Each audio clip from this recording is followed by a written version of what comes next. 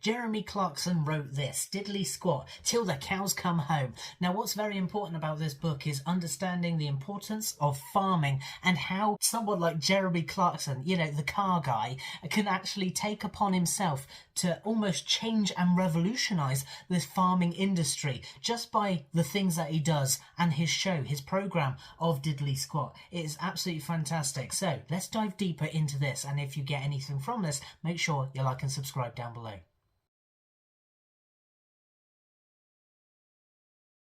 Now, I actually got the chance to meet Jeremy Clarkson himself, here's the photo, but you could also check out the full video of that happening in the description below, so go check that out after you've watched this. But we'll go into this, and Jeremy Clarkson is actually a really intelligent man. This book actually shows it, because the importance of this book is understanding his take on farming. Now, what I like about this is that it is actually his columns that he wrote in a newspaper, which it does state at the very start of the book. Now, this was the same with his first book, which I reviewed, but I don't think I gave that book enough justice of how good it actually was, which is why I wanted to emphasise it in this book review. Now, I see this as quite a smart move on his part, because not only has he got a job with the newspaper and he gets paid to do the columns, but he also then takes the columns and repackages it in a book for us to read, damn well knowing that we don't read newspapers. Who's with me? Comment down below. We'll just go through the contents of the book. So he gives a rundown of what happened in the summer, in the autumn. Also, he had a rundown of the winter and the spring, and then the summer again. But what I really love about Jeremy's writing, even from the get-go, he always paints a picture of what's going on, and I think that's hilarious, and we'll get to that in due course, because I've got a story that I want to tell from the book, because it's absolutely fantastic. But even the illustrations in the book are hilarious, and you can flick through all of those in between the chapters. There's lots of illustrations inside. The writing of it is really easy to read. It's simple writing, but there are a few things that I just wanted to point out in this book review, and it's something that I have learnt from Jeremy. So it's this bit here, which is, of course farming must play its part in the war on climate change, but this will require huge investment in new technology. Robot tractors that can kill weeds with electric shocks rather than chemicals, for example. Tech that allows crops to grow without soil, and a whole new supply chain that minimalizes the miles food travels. Now, he actually does give information, and informative information at that, because he's talking about the sustainability of how food is traveling from different countries. These are subjects that a lot of people probably don't know, and especially people who don't read newspapers. I wouldn't have known this had I not have picked this book up. I know my parents are farmers, which is why I got quite into Clarkson's farm when the show came out, and we all know people who own farms, don't we? Or we know a farmer, or if you don't, then find a farmer. Find a farmer and get to know them, because it's the importance of understanding what they go through each and every year, especially with things that Jeremy covers in the whole book. How there was no rain for so long that his crops didn't grow, and the importance of pricing of food, of when it was being sold, where he could sell his wheat for a massive profit, and where the next year he couldn't sell it for a massive profit because there was too much wheat, or the wheat wasn't good enough to make a good price. It's so many factors that play into farming that a lot of people probably don't understand. But in this specific part, he's talking about how climate change is playing a massive role in it, and how there's a lot of restrictions on farmers from using certain things like chemicals. But he's saying in this small extract that I've picked out, is that the government need to do something about it, but also the government aren't trying to help fund farmers in the way that they should be, because the importance of growing good food and having access to good food here in the UK, actually anywhere, even if you're watching this in America, good food grown in America for Americans. Or if you're watching this in Australia, the Australian farms need to grow food for the good Australian people. Do you know what I mean? So it's understanding that your local farms are producing the food for everyone around us. And it's very interesting that we don't actually think about that until we read something like this. And what I love about this is that he's talking about solutions of how they could actually fix it. So what he's saying here is that they need to invest huge investments into new technology, like the electric shock tractor, rather than using chemicals that pollute the ground. When it rains, it washes the chemicals into the rivers then become polluted, and it's all that sort of thing. So he's actually coming up with good solutions here that we probably wouldn't have thought of had we not have read this book. book. Again, like I said, he's a very smart man. Now we skip forward to this chapter here. Look at the picture. That represents the whole chapter is what we're going to be talking about. But this is what I mean about Jeremy painting a picture of how he is in the moment, and the way with words that he uses, he makes it light-hearted and funny, and he makes it very clever to follow along the story of what he's going through each day. Anyway, I'll read the story and then we'll come back to it in a second with my thoughts. Just wait for the tractor to go by. That's hilarious. Don't know if you can hear it.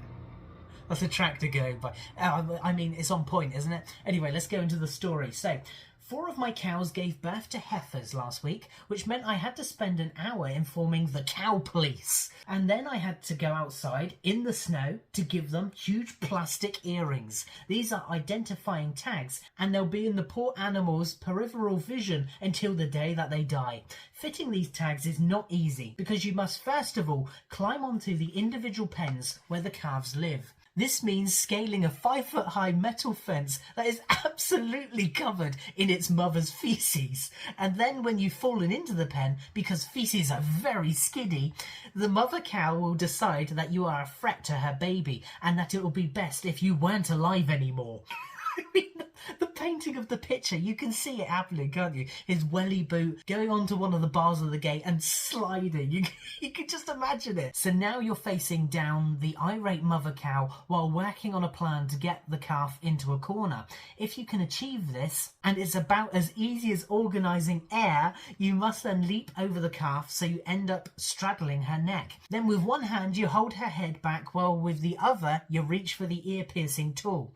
You then use your other hand, I mean, we're talking about 3 hands here. You take the other hand to take 2 correct number tags, 1 for each ear, from a big bag containing 2,000 tags. This means retrieving your reading glasses, which then fell out of your pocket when you fell off the fence, and now you're on the other side of the pen being shat on by the increasingly distressed mother. Have you ever tried walking when you have a distressed calf between your legs? You may think it's quite easy because the calf is so young and wobbly. I did too.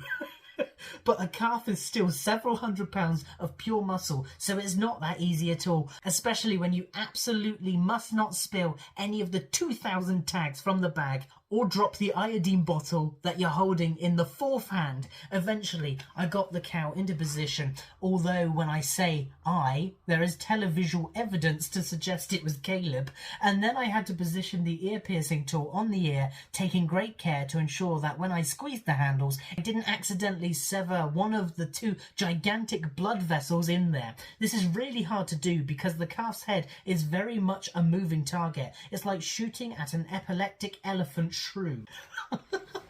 I mean, this book is absolutely hilarious. The stories inside, it's fantastic. I would definitely implore you to go and get this book because he just paints a picture, doesn't he? He gives it all in detail and it makes you actually look at farming with a total different perspective, especially the things happening in the world with wars going on, with different political things going on. There is so much that we need to understand about the world before we can see someone's perspective of it. And I know we think that farmers literally go out onto a field, plant some seeds and wait for the sunshine and the rain to do its thing, but it's not that at all. And we have to understand that when we read a book like this, we really get a perception of something that we didn't know previous. I mean, like I said, my parents are farmers, and I know that my mum has been in that situation where she's trying to tag the ears of the cattle and she slid on the gate. I mean, the picture, it's painted perfectly. I can tell you from first-hand experience of growing up on a farm and seeing that as a kid. I mean, I personally don't do farming and it's not something that I would want to do, especially based on those sorts of stories, because I know it's a hard job. But Jeremy covers wide subjects. He understands everything. He is a very, very intelligent man, and I just want to get that across here because, like I said, he's coming up with solutions to things that even governments don't even think about.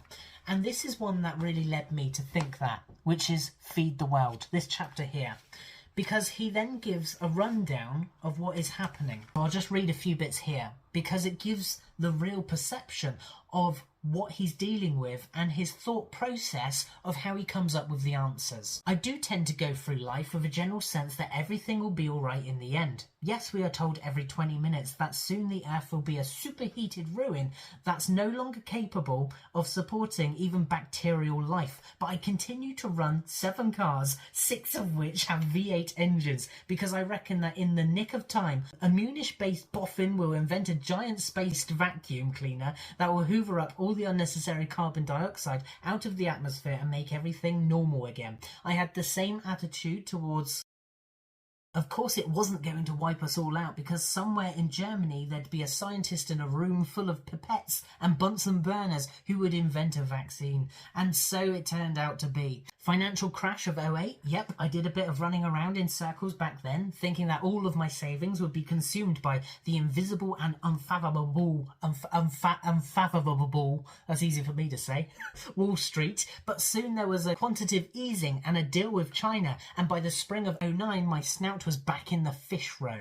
This Ukraine business, however, is causing me to have a few chin-scratching moments of despair. I don't pretend to be an expert in geopolitics any more than I pretend to be a farmer, but I really think the world has slipped into a pair of margarine trousers and is now hurtling down a well-watered slide into the pit of hunger, misery and death.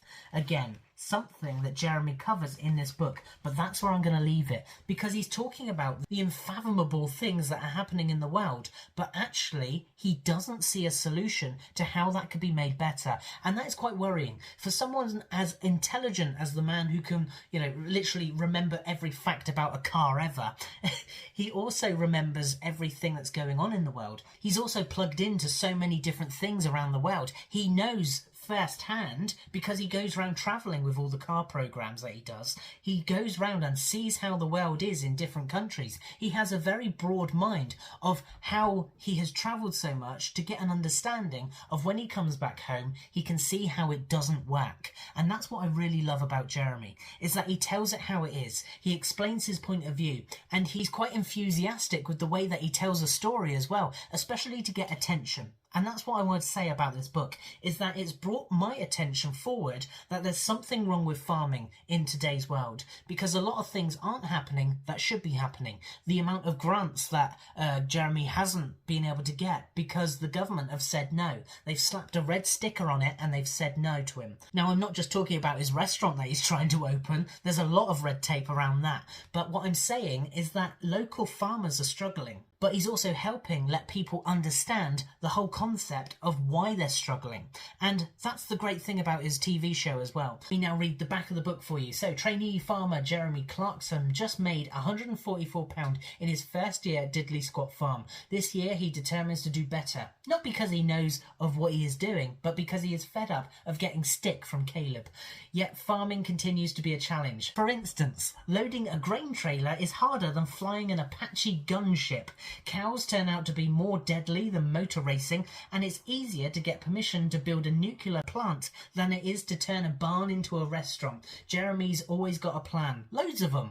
Often cunning, not always greeted with wide enthusiasm by Caleb and cheerful Charlie, however. And that's the back of the book. And I think it's great. This whole book has been quite an experience to get through, and I have really enjoyed it. And I would definitely say pick it up if you want to go grab it. This is Till the Cows Come Home, not to be confused with his other book that I am currently reading as well. So make sure you like and subscribe down below to not miss out on that book review coming soon. But what would I rate this one? I would probably give this... I'm going to say a 5 out of 5, just because he's so informative and I have laughed quite a lot of times. And I haven't done that in a while with a book. This has been a book that has been worth reading and definitely getting a different perspective on what life is about, especially in the perspective of a farmer. Thanks very much for watching. If you did get anything from this, make sure you like and subscribe down below. And of course, as always, make sure you keep checking back to the channel, because I'm uploading a lot more content and hopefully more informative content, because I have learned from, even over the past 365 days, a whole year has passed since I've been doing these sorts of book reviews.